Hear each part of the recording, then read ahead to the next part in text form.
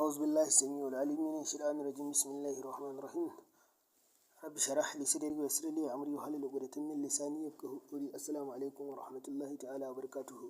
Al'umman duniya barkamu da warhaka, barkamu da sake haɗuwa da ku a daidai wannan lokaci mai girma mai dimbin daraja mai tarin albarka, wanda a daidai wannan lokaci za mu ɗauke da wani asiri mujarrabi game da mallaka asiri na haɗa soyayya. Ina 'yan soyayya suke to ga asirin ku insha Allahu, ko asiri ne wanda in mace ta yaji kana so ta dawo gidanka insha Allahu cikin ƙanƙanin lokaci matuƙar ka aikata insha Allahu za a samu biyan buƙata bi iznillahi. Allah zai maka bikonta, za ta dawo da ƙafanta, za su neme ka insha Allahu ta dawo gidan ɗakinka.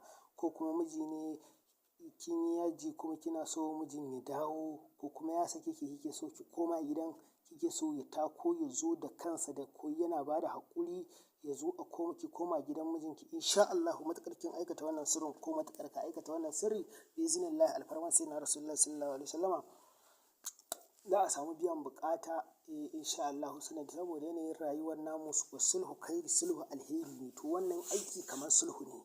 Daidaita tsakanin masoya da suka ɓata, ɗaya ya juya wa ɗaya baya, daidaitawa ne. To kaga duk wanda ya yi sila akan wannan daidaitawan yana da kamashinsa gurin Ubangiji, saboda ya haɗa kan al'umman annabi.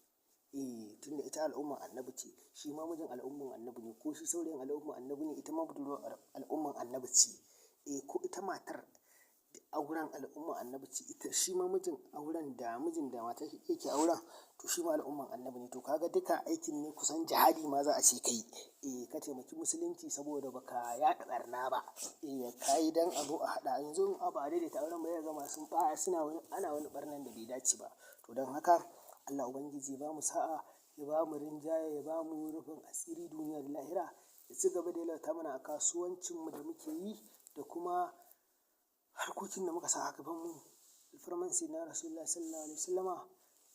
Don muna da guraren sana'o'inmu daban-daban, saboda ba dogara muka yi da a ce sai mutum ya kawo mana aiki ba, a'a. Da mutum ya kawo aiki da bai kawo aiki ba, muna da sana'anmu, ƙwarai da gaske. kuma kawo aikin mutum ba shi zai hana mu zuwa sana'anmu ba, ƙwarai da gaske, insha Allahu. To don haka 'yan uwa, Allah Ubangiji ya datar da mu saboda Rasulullahi sallallahu alaihi wasallama. To insha Allahu wannan aikin kamar yadda kuke ganin sa, makisina fihi abada, sai wannan dalasimi, sai kuma walaqad hammat bi wa hamma biha, sai kuma makisina fihi abada insha Allahu. Sai a sa suna a inda kuka ga an ja jan layi da biro nan, to tsakiyar nan za a sa suna.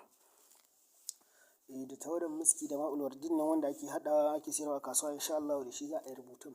Da zarar an rubuta shi a farar takarda insha Allahu sai a sa suna.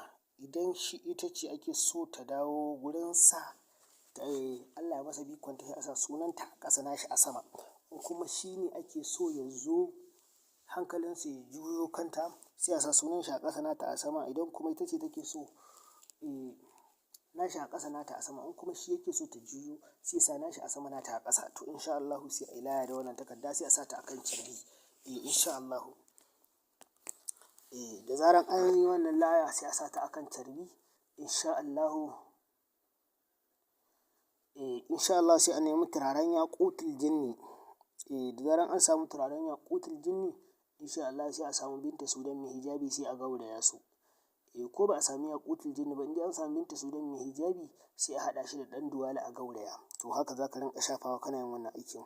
Wannan makisina fihi abada shi ake fara jan lazimin. Bayan ka yi lafula, ka yi istighfar, ka yi hailala, aiki ne na kwana 7. Amma in ka ɗauki babban adadi kwana 3 za ka yi. Yanayin yanda ake aiki insha Allahu shi ne, rana ta farko za ka yi makisina fihi abada 3,313, walaqad hammat bi wa hamma biha 3,313, makisina fihi abada na ƙarshe shi ma 3,313, insha Allah. In kuma babban aiki ne 4,484.